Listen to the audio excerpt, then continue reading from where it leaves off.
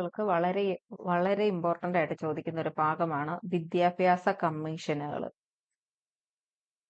LGSലും LDCക്കും ഒക്കെ ചോദിക്കാറുണ്ട്. സ്റ്റേറ്റ്മെന്റ് ആയിട്ട് ചോദിക്കുന്ന ഒരു ഭാഗമാണിത്. ഇപ്പൊ നോക്കാം. ഇന്ത്യയിലെ വിദ്യാഭ്യാസ കമ്മീഷനുകൾ.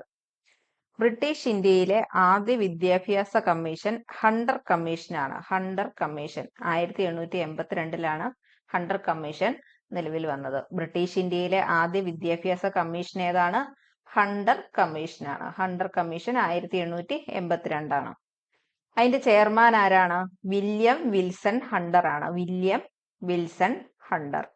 ഹണ്ടർ കമ്മീഷനെ നിയമിച്ച വൈസ്രോയി റിപ്പൺ പ്രഭുവാണ്. ഹണ്ടർ കമ്മീഷനെ നിയമിച്ച വൈസ്രോയി റിപ്പൺ പ്രഭുവാണ്. പ്രൈമറി സ്കൂൾ വിദ്യാഭ്യാസം തദ്ദേശ സമിതികൾക്ക് വിട്ടുകൊടുക്കാൻ നിർദ്ദേശിച്ച കമ്മീഷൻ ഹണ്ടർ കമ്മീഷനാണ്. ഹണ്ടർ കമ്മീഷൻ പ്രൈമറി സ്കൂൾ വിദ്യാഭ്യാസം തദ്ദേശ സമിതികൾക്ക് വിട്ടുകൊടുക്കാൻ നിർദ്ദേശിച്ച കമ്മീഷൻ ഹണ്ടർ കമ്മീഷനാണ്. ബ്രിട്ടീഷ് ഇന്ത്യയിലെ ആദ്യത്തെ സർവകലാശാല കമ്മീഷൻ റാലെ കമ്മീഷനാണ്. 1902 1902 ബ്രിട്ടീഷ് ഇന്ത്യയിലെ ആദ്യത്തെ സർവകലാശാല കമ്മീഷൻ ഏതാണെന്ന് ചോദിച്ചാൽ റാലെ കമ്മീഷനാണ്. 1902. ഇന്ത്യൻ സർവകലാശാല നിയമം 1904 നിലവിൽ വരാൻ കാരണമായ കമ്മീഷൻ റാലെ കമ്മീഷനാണ്. ഇന്ത്യൻ സർവകലാശാല നിയമം 1904 നിലവിൽ വരാൻ കാരണമായ കമ്മീഷൻ റാലെ കമ്മീഷനാണ്. റാലെ കമ്മീഷനെ നിയമിച്ചത് ആരാണ്? കഴ്സൺ പ്രഭുവാണ്. റാലെ കമ്മീഷനെ നിയമിച്ചത് കഴ്സൺ പ്രഭു. കൽക്കട്ട യൂണിവേഴ്സിറ്റി കമ്മീഷൻ എന്നറിയപ്പെടുന്നത് സാഡ്ലർ കമ്മീഷനാണ്. 1917 സാഡ്ലർ കമ്മീഷൻ നിലവിൽ വന്നത്. കൽക്കട്ട യൂണിവേഴ്സിറ്റി കമ്മീഷൻ എന്നറിയപ്പെടുന്നത് സാഡ്ലർ കമ്മീഷനാണ്. 1917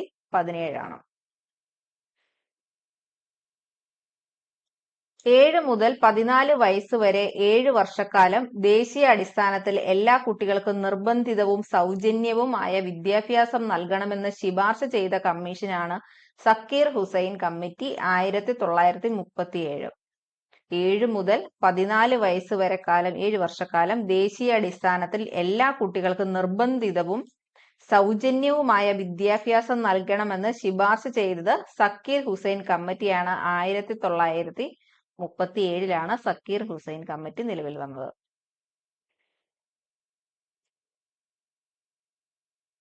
ബോധന മാധ്യമം മാതൃഭാഷയിലായിരിക്കണമെന്ന് നിഷ്കർഷിച്ച കമ്മിറ്റിയാണ് സക്കീർ ഹുസൈൻ കമ്മിറ്റി. അപ്പൊ എന്താണ്? അതായത് വിദ്യാഭ്യാസത്തിന്റെ മാധ്യമം എന്ന് പറയുന്നത് എന്തായിരിക്കണം? മാതൃഭാഷയായിരിക്കണം എന്ന് നിഷ്കർഷിച്ച കമ്മിറ്റിയാണ് സക്കീർ ഹുസൈൻ കമ്മിറ്റി. മാതൃഭാഷയെ ബോധന മാധ്യമമാക്കുകയും ഇംഗ്ലീഷിനെ 2ാം നിർബന്ധ ഭാഷയാക്കുകയും ചെയ്ത കമ്മീഷൻ ഏതാണെന്ന് ചോദിച്ചാൽ സാർജന്റ് കമ്മീഷനാണ്. 1944 മാതൃഭാഷയെ ബോധന മാധ്യമമാക്കുകയും ഇംഗ്ലീഷിനെ 2ാം നിർബന്ധ ഭാഷയാക്കുകയും ചെയ്ത commission Sargent commission. 1944. Chairman sir John Sargent ആണ്. Chairman sir John Sargent. 6 മുതൽ 14 വയസ്സ് വരെയുള്ള കുട്ടികളുടെ വിദ്യാഭ്യാസവും സൗജന്യവും സാർവത്രികവുമാക്കാൻ ചെയ്ത കമ്മീഷനാണ് sergeant commission.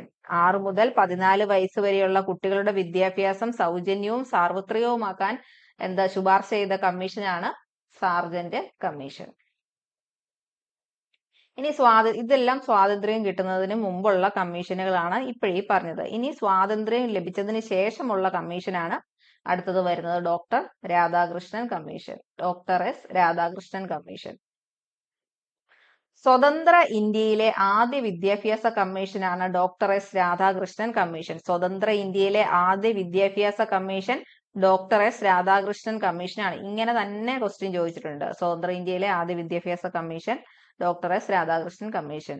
University education commission എന്നറിയപ്പെടുന്നത് ഡോക്ടർ എസ് രാധാകൃഷ്ണൻ കമ്മീഷനാണ്. യൂണിവേഴ്സിറ്റി എഡ്യൂക്കേഷൻ കമ്മീഷൻ എന്നറിയപ്പെടുന്നത് ഡോക്ടർ എസ് രാധാകൃഷ്ണൻ കമ്മീഷനാണ്. 1948 കേട്ടോ നിലവിൽ വരുന്നത്. 1948 കമ്മീഷനെ നിയമിക്കുന്നത്. Doctor S Radhakrishnan commission report സമർപ്പിച്ചത് 1949 ഓഗസ്റ്റിലാണ്. Doctor S Radhakrishnan commission report സമർപ്പിച്ചത് എന്നാണ്? 1949 ആഗസ്റ്റിലാണ്. സർവകലാശാല വിദ്യാഭ്യാസത്തെക്കുറിച്ചുള്ള പഠനം മുഖ്യ വിഷയമാക്കിയ കമ്മീഷനാണ് ഡോക്ടർ എസ് രാധാകൃഷ്ണൻ കമ്മീഷൻ. അപ്പൊ ഇത് ഇമ്പോർട്ടന്റ് ആയിട്ട് ഓർത്തിരിക്കുക. എന്താണ്? സർവകലാശാല വിദ്യാഭ്യാസത്തെ കുറിച്ചുള്ള പഠനം മുഖ്യ വിഷയമാക്കിയ കമ്മീഷനാണ് doctor S Radhakrishnan commission.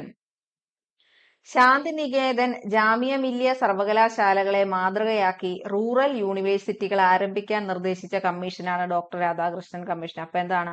Shantiniketan Jamia Millia സർവകലാശാലകളെ മാതൃകയാക്കി റൂറൽ യൂണിവേഴ്സിറ്റികൾ ആരംഭിക്കാൻ നിർദ്ദേശിച്ച കമ്മീഷനാണ് ഡോക്ടർ എസ് രാധാകൃഷ്ണൻ കമ്മീഷൻ. 12 വർഷത്തെ പ്രീ യൂണിവേഴ്സിറ്റി വിദ്യാഭ്യാസം ശുപാർശ ചെയ്ത കമ്മീഷൻ രാധാകൃഷ്ണൻ കമ്മീഷനാണ്. 12 വർഷത്തെ പ്രീ യൂണിവേഴ്സിറ്റി വിദ്യാഭ്യാസം ശുപാർശ ചെയ്ത കമ്മീഷനാണ് ഡോക്ടർ എസ് രാധാകൃഷ്ണൻ കമ്മീഷൻ. ഇനി പ്രധാനപ്പെട്ട ശുപാർശകൾ പറയാം. രാധാകൃഷ്ണൻ കമ്മീഷന്റെ പ്രധാന ശുപാർശകൾ എന്തൊക്കെയാണ്? തൊഴിലധിഷ്ഠിത വിദ്യാഭ്യാസ സ്ഥാപനങ്ങൾ തുടങ്ങുക. തൊഴിലധിഷ്ഠിത വിദ്യാഭ്യാസ സ്ഥാപനങ്ങൾ തുടങ്ങുക. സ്ത്രീ വിദ്യാഭ്യാസത്തിന് പ്രാധാന്യം നൽകുക. സ്ത്രീ വിദ്യാഭ്യാസത്തിന് പ്രാധാന്യം നൽകുക. തൊഴിലധിഷ്ഠിത വിദ്യാഭ്യാസ സ്ഥാപനങ്ങൾ തുടങ്ങുക. സ്ത്രീ വിദ്യാഭ്യാസത്തിന് പ്രാധാന്യം നൽകുക. പിന്നെയുള്ളത് ഉന്നത വിദ്യാഭ്യാസ ലക്ഷ്യം. യുവാക്കളിൽ ജനാധിപത്യ മൂല്യവും ആത്മീയവും സാമൂഹികവുമായ ഉന്നമനം ലക്ഷ്യമാക്കി വിദ്യാഭ്യാസം നൽകുക. എന്താണ് ഉന്നത വിദ്യാഭ്യാസ ലക്ഷ്യം? യുവാക്കളിൽ ജനാധിപത്യ മൂല്യങ്ങളും ആത്മീയവും സാമൂഹികവുമായ ഉന്നമനം ലക്ഷ്യമാക്കി വിദ്യാഭ്യാസം നൽകുക. അടുത്തത് അധ്യാപക നിലവാരത്തെ പറ്റിയാണ് പറഞ്ഞത്. അധ്യാപകരുടെ ശമ്പളവും സേവനങ്ങളും മെച്ചപ്പെടുത്തുകയും അവർക്ക് ഉചിതമായ ബഹുമാനം നൽകുകയും ചെയ്യുക. അടുത്ത ശുപാർശ എന്താണ്?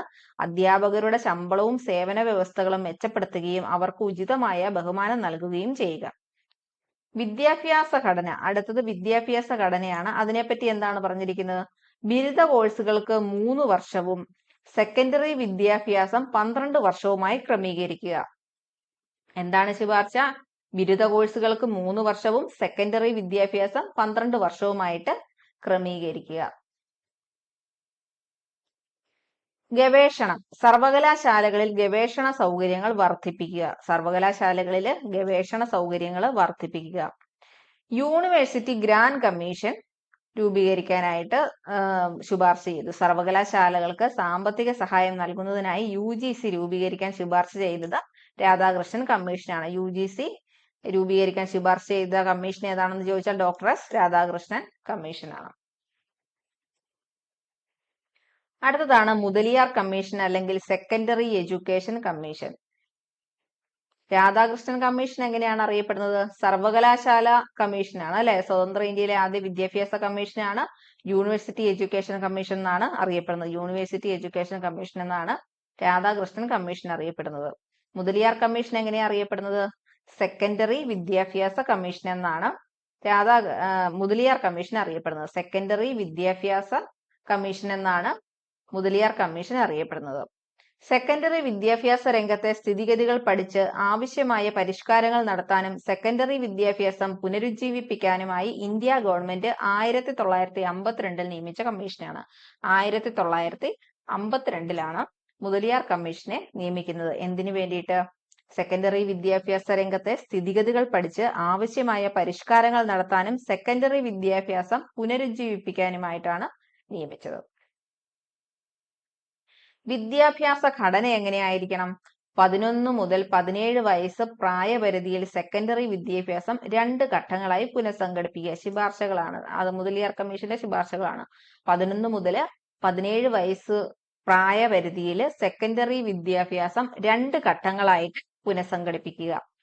മൾട്ടി പർപ്പസ് സ്കൂളുകൾ. വിദ്യാർത്ഥികളുടെ താല്പര്യങ്ങൾക്കനുസരിച്ച് തൊഴിലധിഷ്ഠിതവും അക്കാദമികവുമായ പാതകൾ തിരഞ്ഞെടുക്കാൻ മൾട്ടി പർപ്പസ് സ്കൂളുകൾ സ്ഥാപിക്കുക.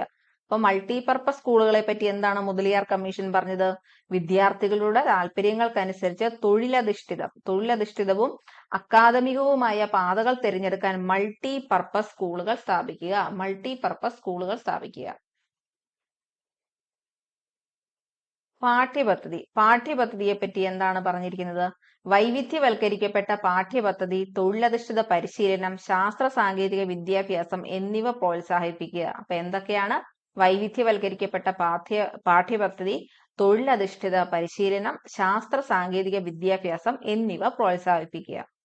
ഇനി അധ്യാപക പരിശീലനത്തെ പറ്റി എന്താണ് പറഞ്ഞത്? അധ്യാപകർക്ക് മികച്ച പരിശീലനവും സേവന വ്യവസ്ഥകൾ മെച്ചപ്പെടുത്തലും.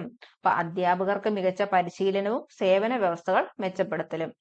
അടുത്ത ശുപാർശ എന്താണ്? അധ്യാപക പരിശീലന സമിതി സ്ഥാപിക്കാൻ ശുപാർശ ചെയ്ത കമ്മീഷനാണ്. അധ്യാപക പരിശീലന സമിതി സ്ഥാപിക്കാൻ ശുപാർശ ചെയ്തു. ഭാഷയെ പറ്റി പറഞ്ഞിരിക്കുന്നത് സെക്കൻഡറി തലത്തിൽ ത്രിഭാഷാ പദ്ധതി പ്രോത്സാഹിപ്പിക്കുക. സെക്കൻഡറി തലത്തിൽ ത്രിഭാഷാ പദ്ധതി പ്രോത്സാഹിപ്പിക്കാൻ ശുപാർശ ചെയ്ത കമ്മീഷനാണ് മുതലിയാർ കമ്മീഷൻ. ത്രിഭാഷാ പദ്ധതി പ്രോത്സാഹിപ്പിക്കാൻ ശുപാർശ ചെയ്ത കമ്മീഷനാണ് മുതലിയാർ കമ്മീഷൻ. സെക്കൻഡറി വിദ്യാഭ്യാസ കമ്മീഷന്റെ അധ്യക്ഷൻ ഡോക്ടർ എ ലക്ഷ്മണസ്വാമി മുതലിയാരാണ്. ലക്ഷ്മണസ്വാമി മുതലിയാർ. Doctor A Lakshmanaswami Mudaliar. കൃഷി പാഠ്യപദ്ധതിയിൽ ഉൾപ്പെടുത്താൻ നിർദ്ദേശിച്ച കമ്മീഷൻ മുതലിയാർ കമ്മീഷനാണ്. കൃഷി പാഠ്യപദ്ധതിയിൽ ഉൾപ്പെടുത്താൻ നിർദ്ദേശിച്ച കമ്മീഷൻ മുതലിയാർ കമ്മീഷനാണ്. വിവിധോദ്ദേശ സ്കൂളുകൾ സ്ഥാപിക്കാൻ ശുപാർശ ചെയ്ത കമ്മീഷൻ ഏതാണെന്ന് ചോദിച്ചാൽ അത് മുതലിയാർ കമ്മീഷനാണ്. വിവിധോദ്ദേശ സ്കൂളുകൾ സ്ഥാപിക്കാൻ ശുപാർശ ചെയ്ത കമ്മീഷനാണ് മുതലിയാർ കമ്മീഷൻ. സെക്കൻഡറി വിദ്യാഭ്യാസ കമ്മീഷൻ എന്നറിയപ്പെടുന്നത് മുതലിയാർ കമ്മീഷനാണ്. അത് ഓർത്തു വെക്കുക. സെക്കൻഡറി വിദ്യാഭ്യാസ കമ്മീഷൻ എന്നറിയപ്പെടുന്നത് മുതലിയാർ കമ്മീഷനാണ്. അടുത്തതാണ് കോത്താരി കമ്മീഷൻ. മിക്കവാറും എപ്പോഴും ചോദിക്കുന്നത് കോത്താരി കമ്മീഷനാണ്. അതായത് കൂടുതൽ ചോദിക്കുന്നത് കോത്താരി കമ്മീഷനാണ്. ഇന്ത്യ ഗവൺമെന്റ് 1964 നിയമിച്ച ഇന്ത്യൻ വിദ്യാഭ്യാസ കമ്മീഷനാണ് കോത്താരി കമ്മീഷൻ. കോത്താരി കമ്മീഷൻ നിയമിച്ചത് എന്നാണ് 1964 കോത്താരി കമ്മീഷനെ നിയമിച്ചത്. അധ്യക്ഷൻ ആരാണ്? Doctor DS കോത്താരിയാണ്. കോത്താരി കമ്മീഷന്റെ അധ്യക്ഷൻ ഡോക്ടർ DS കോത്താരിയാണ്. ഇന്ത്യൻ എഡ്യൂക്കേഷൻ കമ്മീഷൻ എന്നറിയപ്പെടുന്നു. ഇന്ത്യൻ എഡ്യൂക്കേഷൻ കമ്മീഷൻ എന്നറിയപ്പെടുന്നത് കോത്താരി കമ്മീഷനാണ്. ഇന്ത്യയുടെ ഭാവി നിർണയിക്കപ്പെടുന്നത് ഇന്ത്യയുടെ ക്ലാസ് മുറികളിലാണ് എന്ന് വിദ്യാഭ്യാസത്തിന്റെ പ്രാധാന്യത്തെക്കുറിച്ച് അഭിപ്രായപ്പെട്ടത് ആരാണ്? DS കോത്താരിയാണ്. ഇന്ത്യയുടെ ഭാവി നിർണയിക്കപ്പെടുന്നത് ഇന്ത്യയുടെ ക്ലാസ് മുറികളിലാണെന്ന് പറഞ്ഞത് ആരാണ്? Doctor DS കോത്താരിയാണ്. അത് ചോദിച്ചിട്ടുള്ള ഒരു കോട്ടാണ്. 10+2+3 മാതൃകയിലുള്ള വിദ്യാഭ്യാസ സംവിധാനം ശുപാർശ ചെയ്ത കമ്മീഷനാണ് കോത്താരി കമ്മീഷൻ.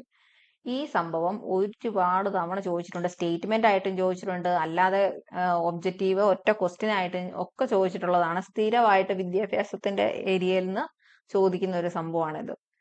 10+2+3 മാതൃകയിലുള്ള വിദ്യാഭ്യാസ സംവിധാനം ശുപാർശ ചെയ്ത കമ്മീഷൻ കോത്താരി കമ്മീഷനാണ്. അപ്പൊ ഈ 10+2+3 എങ്ങനെയാണ് വരുന്നത്? 10 വർഷത്തെ സ്കൂൾ ജീവിതം, അതായത് ക്ലാസ് 1 മുതൽ 10 വരെ. പിന്നെന്താണ്? 2 വർഷത്തെ ഹയർ സെക്കൻഡറി 11, 12. പിന്നെ ഏതാണ്? 3 വർഷത്തെ ബിരുദ വിദ്യാഭ്യാസം, ബാച്ചിലേഴ്സ്, ഡിഗ്രി. അപ്പൊ ഇങ്ങനെയാണ് കോത്താരി കമ്മീഷൻ ശുപാർശ ചെയ്ത വിദ്യാഭ്യാസത്തിന്റെ ഒരു ഘടന വരുന്നത്.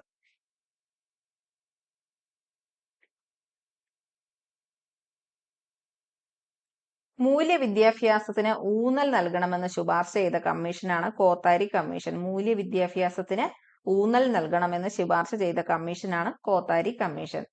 സെക്കൻഡറി തലത്തിൽ തൊഴിലധിഷ്ഠിത വിദ്യാഭ്യാസം നടപ്പിലാക്കാൻ ശുപാർശ ചെയ്ത കമ്മീഷൻ ഏതാണെന്ന് ചോദിച്ചാൽ കോത്താരി കമ്മീഷനാണ്. സെക്കൻഡറി തലത്തിൽ തൊഴിലധിഷ്ഠിത വിദ്യാഭ്യാസം നടപ്പിലാക്കാൻ ശുപാർശ ചെയ്ത കമ്മീഷൻ കോത്താരി കമ്മീഷനാണ്. ദേശീയ വരുമാനത്തിന്റെ 6% വിദ്യാഭ്യാസത്തിനായി ചെലവഴിക്കുക എന്ന് പറഞ്ഞത് കോത്താരി കമ്മീഷനാണ്. ദേശീയ വരുമാനത്തിന്റെ 6% വിദ്യാഭ്യാസത്തിനായി ചെലവഴിക്കണമെന്ന് നിർദ്ദേശിച്ചത് കോത്താരി കമ്മീഷനാണ്. ത്രിഭാഷാ പാഠ്യപദ്ധതി ശുപാർശ ചെയ്ത കമ്മീഷൻ കോത്താരി കമ്മീഷനാണ്. ത്രിഭാഷാ പാഠ്യപദ്ധതി ശുപാർശ ചെയ്ത കമ്മീഷൻ കോത്താരി കമ്മീഷനാണ്. എന്താണ് ഈ ത്രിഭാഷാ പദ്ധതി? അതിൽ ഉൾപ്പെട്ടിരിക്കുന്നത് എന്താണ്? ഒരു പ്രാദേശിക ഭാഷ കാണും അല്ലെ? ഒരു പ്രാദേശിക ഭാഷ, പിന്നെന്താണ്?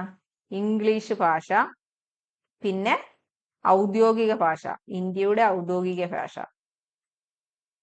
പ്രാദേശിക ഭാഷ, ഇംഗ്ലീഷ്, ഔദ്യോഗിക ഭാഷ, ഇത് മൂന്നും സ്കൂളില് പഠിപ്പിക്കണമെന്ന് ശുപാർശ ചെയ്ത കമ്മീഷനാണ് കോത്താരി കമ്മീഷൻ. പെൺകുട്ടികൾക്ക് വിദ്യാഭ്യാസം ലഭ്യമാക്കുന്നതിനുള്ള സൗകര്യം വിപുലീകരിക്കുക, അതിൽ പെൺകുട്ടികൾക്കായി സ്കൂളുകളും ഹോസ്റ്റലുകളും സ്ഥാപിക്കുക എന്ന് ശുപാർശ ചെയ്ത കമ്മീഷനാണ് കോത്താരി കമ്മീഷൻ. എന്താണ്? പെൺകുട്ടികൾക്ക് വിദ്യാഭ്യാസം ലഭ്യമാക്കുന്നതിനുള്ള സൗകര്യം വിപുലീകരിക്കുക, അതിൽ പെൺകുട്ടികൾക്കായി സ്കൂളുകളും ഹോസ്റ്റലുകളും സ്ഥാപിക്കുക എന്നിവ ശുപാർശ ചെയ്തു. അത്രയാണ് പ്രധാനപ്പെട്ട വിദ്യാഭ്യാസ കമ്മീഷനുകൾ. ഇനി അടുത്തത് ദേശീയ വിദ്യാഭ്യാസ നയം 1968 നോക്കാം. 1968 ദേശീയ വിദ്യാഭ്യാസ നയം. കോത്താരി കമ്മീഷൻ റിപ്പോർട്ടിലെ ശുപാർശകളെ അടിസ്ഥാനമാക്കി 1968 ഇന്ത്യ ഗവൺമെന്റ് പ്രഖ്യാപിച്ച നയമാണ് 1968 ദേശീയ വിദ്യാഭ്യാസ നയം. അപ്പൊ എന്താണ്? കോത്താരി കമ്മീഷൻ റിപ്പോർട്ടിലെ ശുപാർശകളെ അടിസ്ഥാനമാക്കി 1968 ഇന്ത്യ ഗവൺമെന്റ് പ്രഖ്യാപിച്ച നയമാണ് 1968 ദേശീയ വിദ്യാഭ്യാസ നയം. 1968 ദേശീയ വിദ്യാഭ്യാസ നയത്തിന്റെ പ്രത്യേകത ഗ്രാമങ്ങളിലെ വലിയ വിഭാഗം വിദ്യാർത്ഥികൾക്ക് 1 കിലോമീറ്റർ ചുറ്റളവിൽ തന്നെ വിദ്യാലയ സൗകര്യം ഏർപ്പെടുത്താൻ സാധിച്ചു എന്നുള്ളതാണ്. 1 കിലോമീറ്റർ ചുറ്റളവിൽ തന്നെ സ്കൂളുകൾ സ്ഥാപിക്കാൻ സാധിച്ചു. രാജ്യത്താകമാനം 10+2+3 എന്ന രീതിയിലുള്ള പഠനക്രമം നടപ്പിലാക്കാൻ തീരുമാനിച്ച വിദ്യാഭ്യാസ നയമാണ് ദേശീയ വിദ്യാഭ്യാസ നയം. ഇപ്പൊ നിലവിൽ വരുന്നത് ഈ രീതിയിൽ തന്നെയാണ് ഇപ്പോൾ പൊയ്ക്കൊണ്ടിരിക്കുന്നത്. ഇപ്പൊ രാജ്യത്താകമാനം 10+2+3 എന്ന രീതിയിലുള്ള പഠനക്രമം നടപ്പിലാക്കാൻ തീരുമാനിച്ച വിദ്യാഭ്യാസ നയം ഏതെന്ന് ചോദിച്ചാൽ അത് 1968 ദേശീയ വിദ്യാഭ്യാസ നയമാണ്. ദേശീയ വിദ്യാഭ്യാസ നയം. കമ്മീഷൻ ഏതാണെന്ന് ചോദിച്ചാൽ കോത്താരി കമ്മീഷനും വിദ്യാഭ്യാസ നയം ഏതെന്ന് ചോദിച്ചാൽ അത് 1968 വിദ്യാഭ്യാസ നയവുമാണ്. അടുത്തതാണ് ദേശീയ വിദ്യാഭ്യാസ നയം 1986. 1986 1968 വിദ്യാഭ്യാസ നയം പരിഷ്കരിച്ച് പുതിയൊരു വിദ്യാഭ്യാസ നയം കൊണ്ടുവരാൻ 1985 സർക്കാർ തീരുമാനിച്ചു. കുട്ടിക്കാലം മുതലുള്ള പരിചരണം, വിദ്യാഭ്യാസം, ജോലിയിൽ നിന്ന് ബിരുദം വേർപെടുത്തുക, പഠനത്തിന്റെ അടിസ്ഥാന തലങ്ങൾ വികസിപ്പിക്കുക എന്നിവ ബന്ധപ്പെട്ടിരിക്കുന്നത് 1986 ദേശീയ വിദ്യാഭ്യാസ നയമാണ്.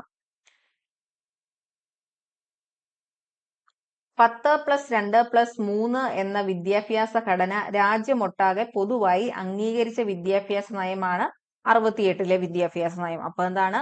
10+2+3 എന്ന വിദ്യാഭ്യാസ ഘടന രാജ്യമൊട്ടാകെ പൊതുവായി അംഗീകരിച്ചു.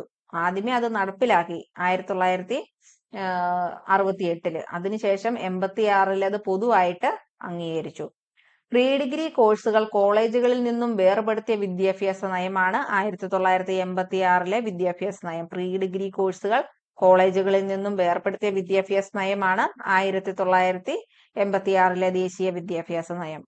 പ്രൈമറി തലത്തിൽ വിദ്യാഭ്യാസം സാർവത്രികമാക്കാനും സ്കൂളുകളിലെ ഭൗതിക സൗകര്യങ്ങൾ മെച്ചപ്പെടുത്താനും നിർദ്ദേശിക്കപ്പെട്ട വിദ്യാഭ്യാസ നയമാണ് 68 വിദ്യാഭ്യാസ നയം. പ്രൈമറി തലത്തിൽ വിദ്യാഭ്യാസം സാർവത്രികമാക്കാനും സ്കൂളുകളിലെ ഭൗതിക സൗകര്യങ്ങൾ മെച്ചപ്പെടുത്താനും നിർദ്ദേശിക്കപ്പെട്ട വിദ്യാഭ്യാസ നയമാണ് 1968 86 വിദ്യാഭ്യാസ നയം. പ്രാഥമിക വിദ്യാഭ്യാസത്തിനും തുടർ വിദ്യാഭ്യാസത്തെയും പ്രാധാന്യം നൽകാനും പെൺകുട്ടികളുടെ വിദ്യാഭ്യാസത്തിന് പ്രോത്സാഹനം നൽകാനും നിർദ്ദേശിച്ച ദേശീയ വിദ്യാഭ്യാസ നയം 1986 ആണ്. പ്രാഥമിക വിദ്യാഭ്യാസത്തിനും തുടർ വിദ്യാഭ്യാസത്തിനും പ്രാധാന്യം നൽകാനും പെൺകുട്ടികളുടെ വിദ്യാഭ്യാസത്തിന് പ്രോത്സാഹനം നൽകാനും നിർദ്ദേശിച്ചത് ദേശീയ വിദ്യാഭ്യാസ നയം 1986 ആണ്. ഓപ്പറേഷൻ ബ്ലാക്ക് ബോർഡ് പദ്ധതി നിർദ്ദേശിച്ചത് ദേശീയ വിദ്യാഭ്യാസ നയം 1986 ആണ്. ഇമ്പോർട്ടന്റ് ആണ്, ഓർത്ത് വെക്കുക. ഓപ്പറേഷൻ ബ്ലാക്ക് ബോർഡ് പദ്ധതി നിർദ്ദേശിച്ചത് ദേശീയ വിദ്യാഭ്യാസ നയം 1986 ആണ്. നിർദ്ദേശിച്ചതാണ് കേട്ടോ. ഓരോ ജില്ലയിലും നവോദയ വിദ്യാലയങ്ങൾ സ്ഥാപിക്കാനുള്ള പദ്ധതി മുന്നോട്ട് വെച്ച വിദ്യാഭ്യാസ പദ്ധതിയാണ് ദേശീയ വിദ്യാഭ്യാസ നയം 1986. നവോദയ വിദ്യാലയങ്ങൾ, ഓരോ ജില്ലയിലും നവോദയ വിദ്യാലയങ്ങൾ ഉണ്ടല്ലേ, സ്ഥാപിക്കാനുള്ള പദ്ധതി മുന്നോട്ട് വെച്ച വിദ്യാഭ്യാസ പദ്ധതിയാണ് ദേശീയ വിദ്യാഭ്യാസ നയം 1986. നവോദയ വിദ്യാലയങ്ങൾ ആരംഭിക്കാനുള്ള ആശയം മുന്നോട്ട് വെച്ച പ്രധാനമന്ത്രി രാജീവ് ഗാന്ധിയാണ്. 1986 രാജീവ് ഗാന്ധി. വർഷം നോക്കുമ്പോൾ നമുക്കറിയാം ആ സമയത്ത് ആരാണ് പ്രധാനമന്ത്രി എന്ന്. ഇന്ത്യയിൽ നവോദയ സ്കൂളുകൾ ഇല്ലാത്ത ഏക സംസ്ഥാനം തമിഴ്നാടാണ്. തമിഴ്നാട്ടിൽ മാത്രം നവോദയ വിദ്യാലയങ്ങളില്ല. ദേശീയ വിദ്യാഭ്യാസ നയം 2020 നിലവില് ഇപ്പൊ ഇതാണ് വരാൻ പോകുന്നത്. ദേശീയ വിദ്യാഭ്യാസ നയം 2020 കേന്ദ്ര മന്ത്രിസഭയുടെ അംഗീകാരം ലഭിച്ചത് 2020 ജൂലൈ 29 ദേശീയ വിദ്യാഭ്യാസ നയം 2020 കേന്ദ്ര മന്ത്രിസഭയുടെ അംഗീകാരം ലഭിച്ചത് 2020 ജൂലൈ 29 ഈ ഭാഗം കുറച്ചുകൂടി ഇമ്പോർട്ടന്റ് ആയിട്ട് പഠിക്കുക. ഇത് വരാൻ സാധ്യതയുള്ളതാണ്. 2020 ജൂലൈ 29-നാണ് കേന്ദ്ര മന്ത്രിസഭയുടെ അംഗീകാരം ലഭിച്ചത്. ദേശീയ വിദ്യാഭ്യാസ നയത്തിന്റെ അവസാന കരട് രൂപം രൂപീകരിച്ച സമിതിയുടെ അധ്യക്ഷനാണ് ഡോക്ടർ കെ കസ്തൂരിരംഗൻ. ദേശീയ വിദ്യാഭ്യാസ നയത്തിന്റെ അവസാന കരട് രൂപം രൂപീകരിച്ച സമിതിയുടെ അധ്യക്ഷനാരാണ്? Doctor K Kasturirangan. ദേശീയ വിദ്യാഭ്യാസ നയം 2020 മുന്നോട്ട് വെച്ച പുതിയ സ്കൂൾ വിദ്യാഭ്യാസ പദ്ധതിയാണ് 5+3+3+4.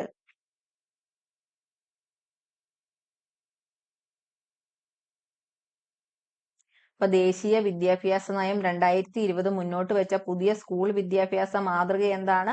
5+3+3+3 ആണ്. 5+3+3+4. അപ്പൊ അതെങ്ങനെയാണ് വരുന്നത്? അടിസ്ഥാന ഘട്ടം, ആദ്യത്തെ ഘട്ടം 5 വയസ്സ് അല്ലെ? 5 വയസ്സ് കാലഘട്ടത്തിലാണുള്ളത്. 3 മുതൽ 8 വയസ്സ് വരെ 5 വർഷം. 5 വർഷമാണ് കേട്ടോ, 5 വർഷം. 5 വർഷക്കാലമാണ് ആദ്യത്തെ ഘട്ടം എന്ന് പറയുന്നത്. പ്രീ സ്കൂള്, അംഗൻവാടി മുതൽ ക്ലാസ് 2 വരെ. പ്രീ സ്കൂള് അതായത് 3 വയസ്സ് മുതൽ, അംഗൻവാടിയിലാണല്ലോ 3 വയസ്സിൽ ചേർക്കുന്നത്, അതല്ലെങ്കിൽ പ്രീ സ്കൂൾ ആയിരിക്കും, അതല്ലെങ്കിൽ അംഗൻവാടി ആയിരിക്കും. അവിടെ മുതൽ 8 വയസ്സ് വരെയാണ് ആദ്യത്തെ ഘട്ടം എന്ന് പറയുന്നത്. കളി അധിഷ്ഠിത പഠനത്തിൽ കേന്ദ്രീകരിക്കുന്നു. എങ്ങനെയാണ്? കളി അധിഷ്ഠിത പഠനത്തിൽ ശ്രദ്ധ കേന്ദ്രീകരിക്കുന്നത്. ഇനി അടുത്തതാണ് 3 വർഷം അല്ലെ? തയ്യാറെടുപ്പ് ഘട്ടം 3 വർഷമാണുള്ളത്. 3 മുതൽ 5 ക്ലാസ്സുകൾ വരെ. 3-ാം ക്ലാസ് മുതൽ 5-ാം ക്ലാസ് വരെ. അപ്പോഴത്തേന് കുട്ടികൾക്ക് എത്ര വയസ്സാവും? 8 വയസ്സ് മുതൽ 11 വയസ്സ് വരെയുള്ള കുട്ടികളാവും. സംവേദനാത്മക പഠനത്തിൽ ശ്രദ്ധ കേന്ദ്രീകരിക്കുന്നു. സംവേദനാത്മക പഠനത്തിൽ ശ്രദ്ധ കേന്ദ്രീകരിക്കുന്നു. പിന്നെയാണ് മധ്യഘട്ടം എന്ന് പറയുന്നത് 3 വർഷമാണ്. മധ്യഘട്ടം 3 വർഷമാണ്. 6-ാം ക്ലാസ് മുതൽ 8-ാം ക്ലാസ് വരെയുള്ളതാണ്. അതെന്താണ്? അപ്പൊ 11 വയസ്സ് മുതൽ 14 വയസ്സ് വരെയാകും കുട്ടികൾക്ക് പ്രായം. വിഷയ പഠനത്തിലും തൊഴിൽ പരിശീലനത്തിലും ശ്രദ്ധ കേന്ദ്രീകരിക്കുന്നു. ആ കാലഘട്ടം എങ്ങനെയാണ്? വിഷയ പഠനത്തിലും തൊഴിൽ പരിശീലനത്തിലും ശ്രദ്ധ കേന്ദ്രീകരിക്കുന്നു. അടുത്തതാണ് സെക്കൻഡറി ഘട്ടം എന്ന് പറയുന്നത്. സെക്കൻഡറി ഘട്ടം 4 വർഷമാണ്. സെക്കൻഡറി ഘട്ടം 4 വർഷമാണ്. എവിടെയാണ്? 9-ാം ക്ലാസ് മുതൽ 12-ാം ക്ലാസ് വരെയാണ് വരുന്നത്. അത് 14 വയസ്സ് മുതൽ 18 വയസ്സ് വരെയാവും അപ്പോഴത്തേന്. വഴക്കമുള്ള വിഷയ തിരഞ്ഞെടുപ്പുകളും വിമർശനാത്മക ചിന്തയും അനുവദിക്കുന്നു. വഴക്കമുള്ള വിഷയ തിരഞ്ഞെടുപ്പുകളും വിമർശനാത്മക ചിന്തകളും അനുവദിക്കുന്നു. പഠനമാധ്യമത്തെ പറ്റി എന്താണ് പറഞ്ഞത്? മാതൃഭാഷ അല്ലെങ്കിൽ പ്രാദേശിക ഭാഷ കുറഞ്ഞത് 5-ാം ക്ലാസ് വരെ പഠിക്കണം. അഭികാമ്യം 8-ാം ക്ലാസ് വരെ. ഇപ്പൊ ഇതാണ് മാതൃഭാഷ അല്ലെങ്കിൽ പ്രാദേശിക ഭാഷ കുറഞ്ഞത് 5-ാം ക്ലാസ് വരെ പഠിക്കണം. പിന്നെ അഭികാമ്യം 8-ാം ക്ലാസ് വരെ ഉണ്ടായിരിക്കണം. സ്കിൽ ഫോക്കസ് 6-ാം ക്ലാസ് മുതൽ കോഡിങ്ങും തൊഴിലധിഷ്ഠിത വിദ്യാഭ്യാസവും ആരംഭിക്കും. സ്കിൽ ഫോക്കസ് ചെയ്തുള്ള പഠനമായിരിക്കും വരുന്നത്. എന്താണ്? 6-ാം ക്ലാസ് മുതൽ കോഡിങ്, തൊഴിലധിഷ്ഠിത വിദ്യാഭ്യാസവും ആരംഭിക്കും. വിലയിരുത്തല് മനഃപ്പാഠമായ പഠനത്തിൽ നിന്ന് കഴിവ് അടിസ്ഥാനമാക്കിയുള്ള വിലയിരുത്തലുകളിലേക്കുള്ള മാറ്റം. വിലയിരുത്തൽ എന്ന് വെച്ചാൽ മനഃപ്പാഠമായ പഠനത്തിൽ നിന്ന് കഴിവ് അടിസ്ഥാനമാക്കിയുള്ള വിലയിരുത്തലിലേക്ക് മാറ്റം വരും. സവിശേഷതകൾ നോക്കാം. ഉയർന്ന വിദ്യാഭ്യാസ നിലവാരം സ്ഥാപിക്കാൻ സഹായിക്കും. ഉയർന്ന വിദ്യാഭ്യാസ നിലവാരം സ്ഥാപിക്കാൻ സഹായിക്കുക. ഇന്ത്യൻ വിദ്യാഭ്യാസ സ്ഥാപനങ്ങൾക്ക് അവരുടെ ക്യാമ്പസുകൾ വിദേശ രാജ്യങ്ങളിൽ സ്ഥാപിക്കുന്നതിനും വിദേശ സർവകലാശാലകൾക്ക് അവരുടെ ക്യാമ്പസുകൾ ഇന്ത്യയിൽ സ്ഥാപിക്കുന്നതിനും അനുവദിക്കുക. അപ്പൊ എന്താണ്? ഇപ്പൊ തന്നെ വിദേശ ക്യാമ്പസുകളൊക്കെ ഇന്ത്യയില് കോളേജ് സ്ഥാപിക്കുന്നുണ്ടല്ലേ? ഇന്ത്യൻ വിദ്യാഭ്യാസ സ്ഥാപനങ്ങൾക്ക് അവരുടെ ക്യാമ്പസുകൾ വിദേശ രാജ്യങ്ങളിൽ സ്ഥാപിക്കുന്നതിനും വിദേശ സർവകലാശാലകൾക്ക് അവരുടെ ക്യാമ്പസുകൾ ഇന്ത്യയിൽ സ്ഥാപിക്കുന്നതിനും അനുവദിക്കുക. അടുത്ത ഗുണം എന്താണ്? ഉയർന്ന ഗുണമേന്മയുള്ള പഠനത്തിനും ഗവേഷണത്തിനും കാരണമാകുന്നതിന് മൾട്ടി ഡിസിപ്ലിനറി വിദ്യാഭ്യാസത്തിന് ഊന്നൽ നൽകി. ഉയർന്ന ഗുണമേന്മയുള്ള പഠനത്തിനും ഗവേഷണത്തിനും കാരണമാകുന്നതിന് മൾട്ടി ഡിസിപ്ലിനറി വിദ്യാഭ്യാസത്തിന് ഊന്നൽ നൽകി. അടുത്ത സവിശേഷത എന്താണ് 2020 എഡ്യൂക്കേഷൻ പദ്ധതിയില്?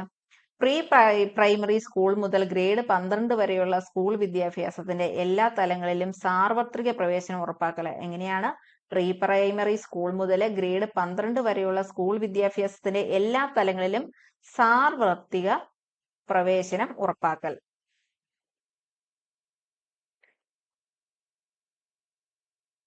അടുത്തത് 3 മുതൽ 6 വയസ്സിനിടയിലുള്ള എല്ലാ കുട്ടികൾക്കും ഗുണനിലവാരമുള്ള ബാല്യകാല പരിചരണവും വിദ്യാഭ്യാസവും ഉറപ്പാക്കുക. 3 മുതൽ 6 വയസ്സിനിടയിലുള്ള എല്ലാ കുട്ടികൾക്കും ഗുണനിലവാരമുള്ള ബാല്യകാല പരിചരണവും വിദ്യാഭ്യാസവും ഉറപ്പാക്കുക. ബഹുഭാഷയും ഇന്ത്യൻ ഭാഷകളും പ്രോത്സാഹിപ്പിക്കുന്നതിൽ ഊന്നൽ. എങ്ങനെയാണ് ബഹുഭാഷയും ഇന്ത്യൻ ഭാഷകളും പ്രോത്സാഹിപ്പിക്കുന്നതിൽ ഊന്നൽ? ഹയർ എഡ്യൂക്കേഷൻ ഇൻസ്റ്റിറ്റ്യൂഷനിലേക്കുള്ള പ്രവേശനത്തിന് പൊതുപ്രവേശന പരീക്ഷ നടത്തുന്നു. ഹയർ എഡ്യൂക്കേഷൻ ഇൻസ്റ്റിറ്റ്യൂഷനിലേക്കുള്ള പ്രവേശനത്തിന് പൊതുപ്രവേശന പരീക്ഷ നടത്തുന്നു. ഉന്നത വിദ്യാഭ്യാസ മേഖലയിൽ ലഘുവായ എന്നാൽ കണിശവുമായ ഒരൊറ്റ നിയന്ത്രണ സംവിധാനം കൊണ്ടുവരുന്നു. എങ്ങനെ? ഉന്നത വിദ്യാഭ്യാസ മേഖലയിൽ ലഘുവായ എന്നാൽ കണിശവുമായ ഒരൊറ്റ നിയന്ത്രണ സംവിധാനം കൊണ്ടുവരും. വിദ്യാഭ്യാസത്തിന്റെ അന്താരാഷ്ട്രവൽക്കരണം. വിദ്യാഭ്യാസത്തിന്റെ അന്താരാഷ്ട്രവൽക്കരണം. മാർഗദർശനത്തിനായി ഒരു ദേശീയ മിഷൻ സ്ഥാപിക്കും. മാർഗദർശനത്തിനായി ഒരു ദേശീയ മിഷൻ സ്ഥാപിക്കും. NEP 2020 ലക്ഷ്യമിടുന്നത് പ്രീ സ്കൂളിലെ GER 2030 സെക്കൻഡറി തലത്തിലേക്ക് 100% ഉയർത്തുകയും 2035 തൊഴിലധിഷ്ഠിത വിദ്യാഭ്യാസം ഉൾപ്പെടെയുള്ള ഉന്നത വിദ്യാഭ്യാസങ്ങളില് GER 26.3% നിന്ന് 50% ആക്കുകയും ചെയ്യും. പുത്തൻ വിദ്യാഭ്യാസ നയം രൂപവൽക്കരിക്കുന്നതിനായി 2015 കേന്ദ്ര മാനവ വിഭവ ശേഷി വകുപ്പ് രൂപം നൽകിയ കമ്മിറ്റിയുടെ തലവനാണ് TSR സുബ്രഹ്മണ്യൻ. 2015 നിലവിൽ വന്നത്. പുത്തൻ വിദ്യാഭ്യാസ നയം NEP. പുത്തൻ വിദ്യാഭ്യാസ നയമാണ് NEP. രൂപവൽക്കരിക്കുന്നതിനായി 2015 കേന്ദ്ര മാനവ വിഭവ ശേഷി വകുപ്പ് രൂപം നൽകിയ കമ്മിറ്റിയുടെ തലവൻ TSR സുബ്രഹ്മണ്യനാണ്. 2015 നിയമിച്ചത്. അധ്യാപക നിയമനത്തിന് ടെറ്റ് അല്ലെ, നമ്മൾ കേറ്ററ്റ് എന്നൊക്കെ പറയുമല്ലോ, ടീച്ചർ എൻട്രൻസ് ടെസ്റ്റ് നിർബന്ധമാക്കണമെന്ന് നിർദ്ദേശിച്ച കമ്മിറ്റിയാണ് TSR സുബ്രഹ്മണ്യൻ കമ്മിറ്റി. ഇന്ത്യയുടെ വിദ്യാഭ്യാസ പദ്ധതി എന്ന് വിശേഷിപ്പിക്കപ്പെട്ട പഞ്ചവത്സര പദ്ധതിയാണ് 11ാം പഞ്ചവത്സര പദ്ധതി. 11ാം പഞ്ചവത്സര പദ്ധതി ഇമ്പോർട്ടന്റ് ആണ്, ഓർത്തിരിക്കുക. ഇന്ത്യയുടെ വിദ്യാഭ്യാസ പദ്ധതി എന്ന് വിശേഷിപ്പിക്കപ്പെട്ട പഞ്ചവത്സര പദ്ധതി ഏതാണ്? 11ാം പഞ്ചവത്സര പദ്ധതിയാണ്. മൻമോഹൻ സിംഗ് ആണ് അങ്ങനെ വിശേഷിപ്പിച്ചത്. മൻമോഹൻ സിംഗ്. 1937 ഗാന്ധിജി മുന്നോട്ട് വെച്ച വിദ്യാഭ്യാസ പദ്ധതിയാണ് വാർധാ പദ്ധതി. 1937 ഗാന്ധിജി മുന്നോട്ട് വെച്ച വിദ്യാഭ്യാസ പദ്ധതി ഏതെന്ന് ചോദിച്ചാൽ അത് വാർധാ വിദ്യാഭ്യാസ പദ്ധതിയാണ്. അതിന്റെ ലക്ഷ്യം എന്താണ്? തൊഴിലധിഷ്ഠിത വിദ്യാഭ്യാസമാണ്. തൊഴിലധിഷ്ഠിത വിദ്യാഭ്യാസം. വാർധാ പദ്ധതിയുടെ ലക്ഷ്യം എന്താണ്? തൊഴിലധിഷ്ഠിത വിദ്യാഭ്യാസമാണ്. തൊഴിലധിഷ്ഠിത വിദ്യാഭ്യാസം. അതുപോലെ തന്നെ മഹാത്മാഗാന്ധി മുന്നോട്ട് വെച്ച ഒരു പദ്ധതിയാണ് നൈതലീം പദ്ധതി. നൈതാലീം എന്ന വിദ്യാഭ്യാസ പദ്ധതി മഹാത്മാഗാന്ധിയുടേതാണ്. ലക്ഷ്യം 8 മുതൽ 14 വയസ്സ് വരെയുള്ള കുട്ടികൾക്ക് സൗജന്യവും നിർബന്ധിതവുമായ വിദ്യാഭ്യാസം മാതൃഭാഷയിൽ നൽകുക എന്നുള്ളതാണ് നൈതലീം പദ്ധതി കൊണ്ട് ഉദ്ദേശിക്കുന്നത്. എന്താണ്? 8 മുതൽ 14 വയസ്സ് വരെയുള്ള കുട്ടികൾക്ക് സൗജന്യവും നിർബന്ധിതവുമായ വിദ്യാഭ്യാസം മാതൃഭാഷയിൽ തന്നെ നൽകണം.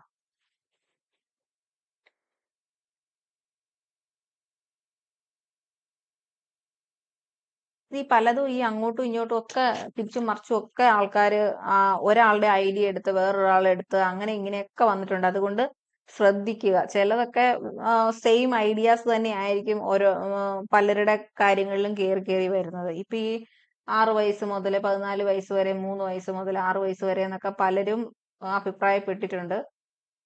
അതൊക്കെ ശ്രദ്ധിക്കണം.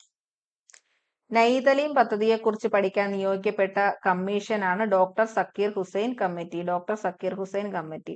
നൈതലീം പദ്ധതിയെക്കുറിച്ച് പഠിക്കാൻ നിയോഗിക്കപ്പെട്ട കമ്മീഷനാണ് doctor Zakir Hussain committee. Primary വിദ്യാഭ്യാസം സാർവത്രികമാക്കാനായി 1994 കേന്ദ്ര ഗവൺമെന്റ് ആരംഭിച്ച പദ്ധതിയാണ് district primary education program.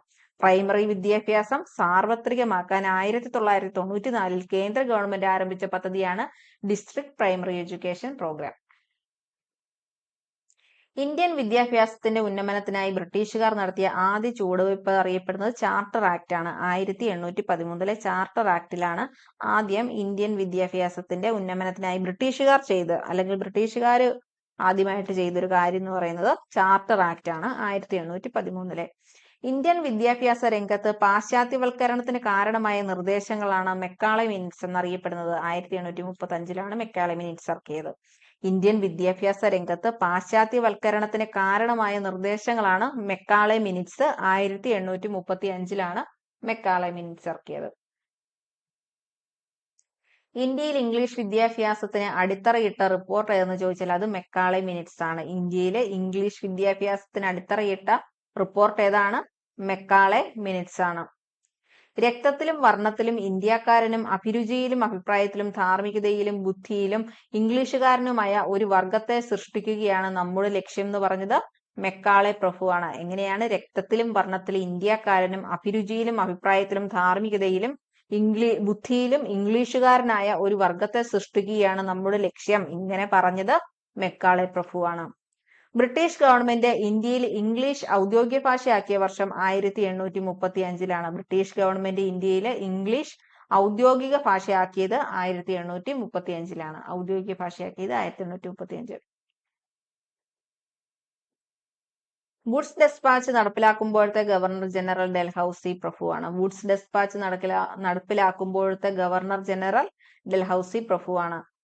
Indian English വിദ്യാഭ്യാസത്തിന്റെ മാഗ്ന കാർട്ട എന്നറിയപ്പെടുന്നതാണ് വുഡ്സ് ഡെസ്പാച്ച്. 1854 ഇന്ത്യൻ ഇംഗ്ലീഷ് വിദ്യാഭ്യാസത്തിന്റെ മാഗ്ന കാർട്ട എന്നറിയപ്പെടുന്നത് വുഡ്സ് ഡെസ്പാച്ച് ആണ്. 1854 നടപ്പിലാക്കിയത്. ഇന്ത്യയിൽ ഇംഗ്ലീഷ് ഔദ്യോഗിക ഭാഷയാക്കിയ ഗവർണർ ജനറൽ വില്യം ബെന്റിക്കാണ്. ഇന്ത്യയിൽ ഇംഗ്ലീഷ് വിദ്യാഭ്യാസം ഔദ്യോഗിക ഭാഷയാക്കിയ ഗവർണർ ജനറൽ വില്യം ബെന്റിക്കാണ്. ഇന്ത്യയിലെ ആധുനിക പാശ്ചാത്യ വിദ്യാഭ്യാസത്തിന്റെ പിതാവ് എന്നറിയപ്പെടുന്നത് വില്യം ബെന്റിക്കാണ്. ഇന്ത്യയിലെ ആധുനിക പാശ്ചാത്യ വിദ്യാഭ്യാസത്തിന്റെ പിതാവ് എന്നറിയപ്പെടുന്നത് വില്യം ബെന്റിക്കാണ്.